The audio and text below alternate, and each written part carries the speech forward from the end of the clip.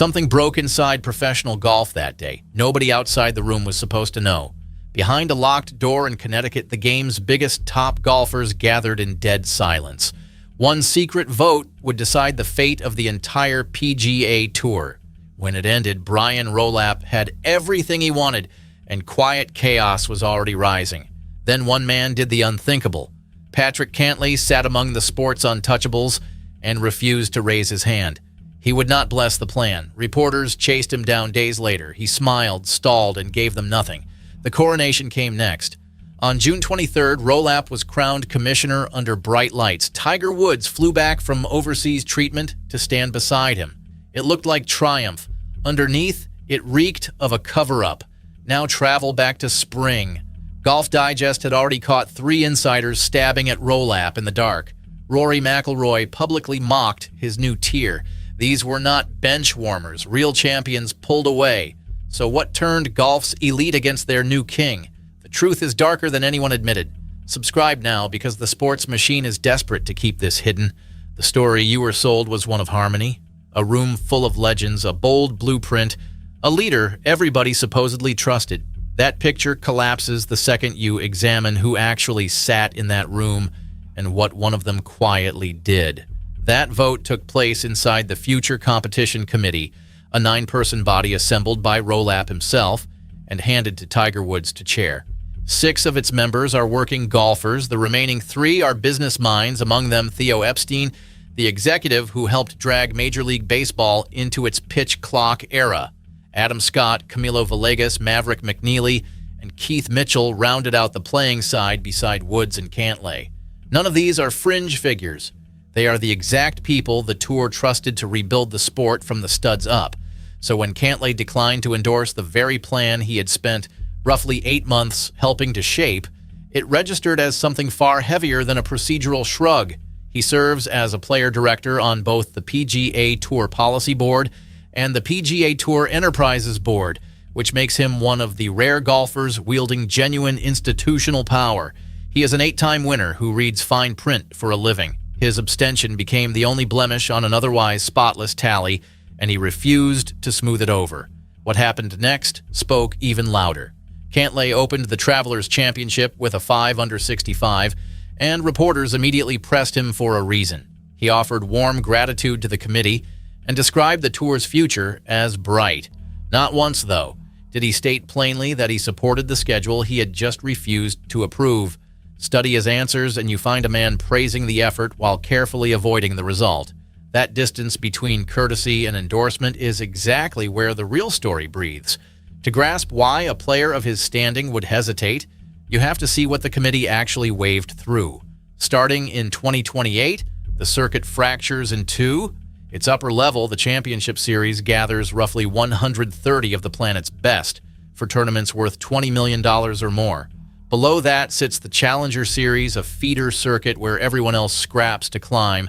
Promotion and relegation, lifted straight from European soccer, will govern all movement between the two. The signature events with their cozy, limited fields simply disappear. Sponsor exemptions, the invitations that once let a tournament host gift a friend a spot, get stripped from the top tier completely.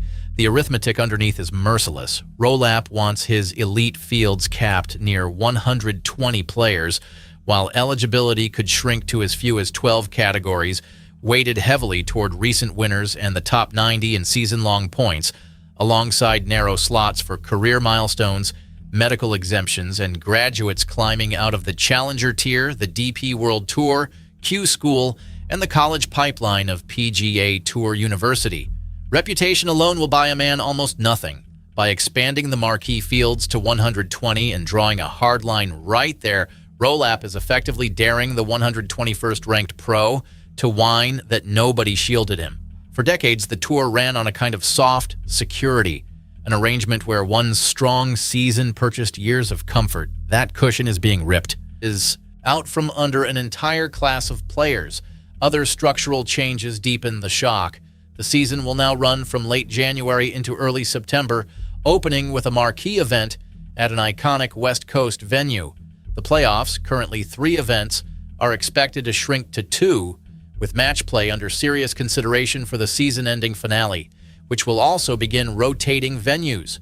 A fresh points system will crown the best golfer of each campaign, quietly killing the subjective Player of the Year award that tour members use to decide by vote. Cuts come back into the picture, fields swell well beyond their old limits. That comfortable middle, meanwhile, simply evaporates.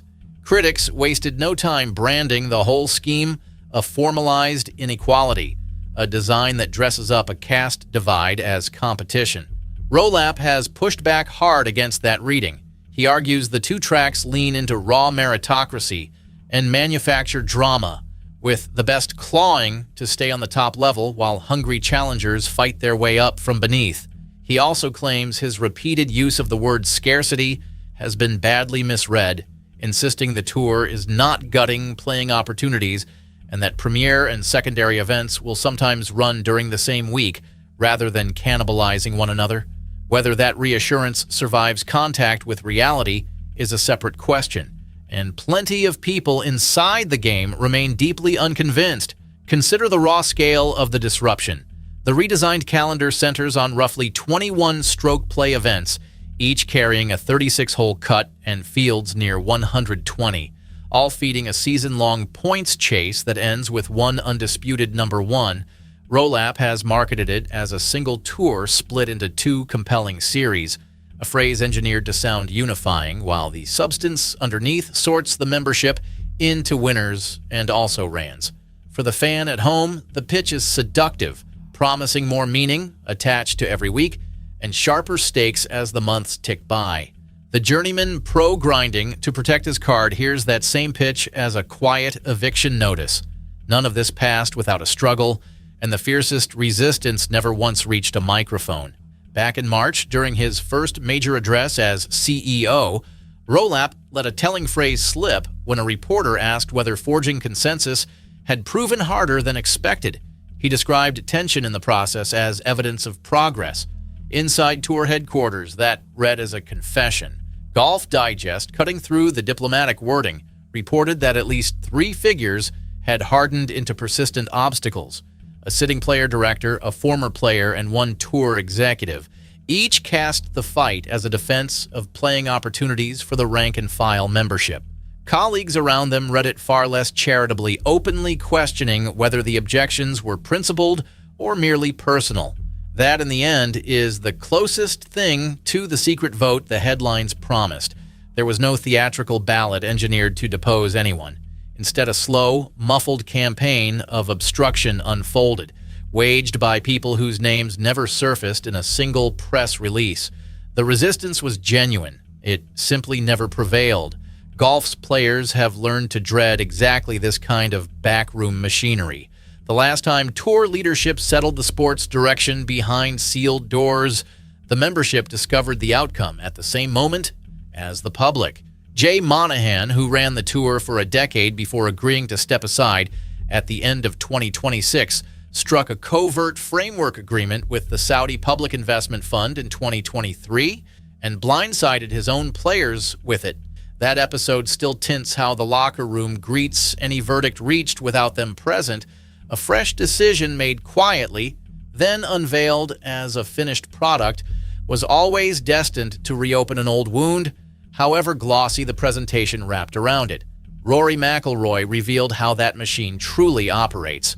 When the first whispers of a 2-tier structure leaked, he made no effort to disguise his contempt, dismissing the proposed lower division as a glorified Corn Ferry Tour, a rebranded minor league dressed up for the cameras. From the most influential active voice in golf, that criticism should have detonated into a genuine crisis for Rolapp. Then, the two men sat down together. Whatever passed between them, McIlroy walked away aligned, his objection folded seamlessly into the consensus. A cast superstar lifted his hand to strike and set it back down as a supporter. The sequence keeps repeating throughout this saga, a burst of loud opposition, a quiet, closed-door conversation, and then a strange calm where the fury used to live. The pushback that ought to genuinely frighten Rolapp comes from no one holding a golf club. It comes from the companies paying to broadcast him. Formal negotiations over the tour's next media rights package are looming, and Rolapp pointedly reminded the membership of that fact in an email sent the very morning of the announcement. His two-tier design has quietly rattled the broadcast partners, who now confront an awkward question. Why keep paying premium fees for events the tour itself has formally branded as lesser? A hierarchy has existed in practice for years, an unspoken understanding of which weeks carried real weight.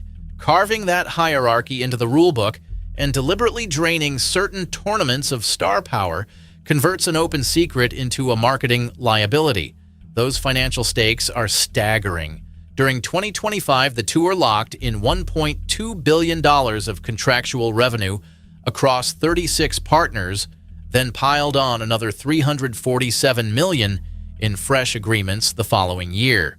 The entire gamble rests on an assumption that concentrating the stars will make the product more compelling rather than thinner. Nearly every network dollar eventually cycles back to the players through purses and bonuses, so a softening of that market would strike hardest at the very membership already fretting about its place. Should the broadcasters conclude that a formally demoted tier is worth less to them, the financial logic bracing the whole redesign starts to buckle. The players who did voice concerns inside the room fixated on something more human than money. Maverick McNeely, who sat through the negotiations as a committee member, pinpointed the tenderest nerve among the membership. What golfers treasure most about their profession is autonomy, the liberty to decide for themselves which weeks to compete and when to recover. A rigid two-tier calendar menaces precisely that freedom. No one currently dictates when a tour pro must tee it up, and a framework leaning on mandated appearances at elevated events erodes the very independence that lured many of them into the game. Pull back far enough, and the true shape of these events sharpens into focus. Rolapp came from the NFL, where he spent more than 2 decades mastering how to bend one of the most powerful entertainment operations on earth toward a single vision. He walked into golf in the summer of 2025 as its first ever chief executive, and inside 12 months, he had engineered approval of a sweeping structural overhaul while securing his own promotion to commissioner, a post that formally begins on the opening day of 2027. He becomes merely the 5th man to hold that title across tour history, following Joe Day, Dean Beeman, Tim Fincham, and Jay Monahan. Wearing the CEO and commissioner hats at the same time grants him a concentration of authority that none of his predecessors ever tasted. Tiger Woods made the whole thing possible. He chaired the search committee that unanimously put Rolapp's name forward, then chaired the competition committee that produced the blueprint, then flew home from medical treatment abroad to cast his own vote face to face. That same search panel included Arthur Blank, Adam Scott, the outgoing Monahan, board chairman Joe Gorder, and Red Sox executive Sam Kennedy. A lineup stacked to guarantee the choice carried unquestioned legitimacy. Such an endorsement handed Rolapp a shield no outsider could have forged alone. When the most decorated figure the sport has ever produced plants himself at your side, dissent quickly starts to resemble disloyalty. Rolapp maintains that none of this sprang from a reaction to LIV Golf, the Saudi bankrolled rival that splintered the sport. He has insisted more than once that the work was never about competition, that LIV merely exposed weaknesses already festering inside the tour's model. He has also stayed deliberately non-committal about welcoming defectors back, treating any return as a case-by-case matter, even as several LIV players quietly probe a pathway home.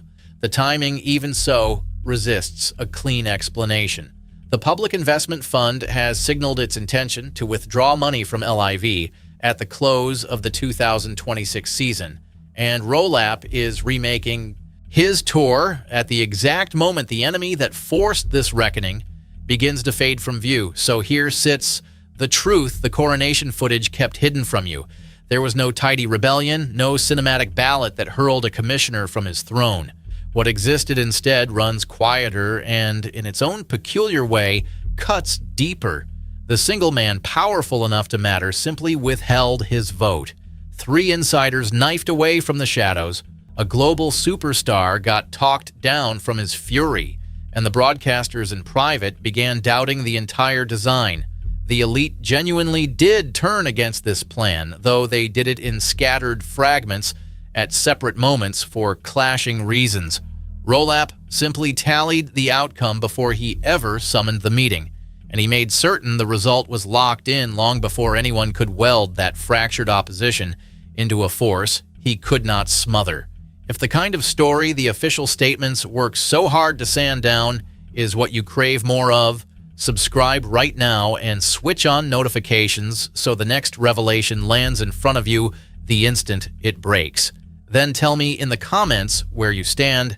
Was Cantlay's silence a warning the rest of the tour should have taken seriously, or just one cautious man hedging his bets? Sound off below, share this with someone who still believes the fairy tale, and stick with the channel, because the war over the soul of professional golf is only beginning.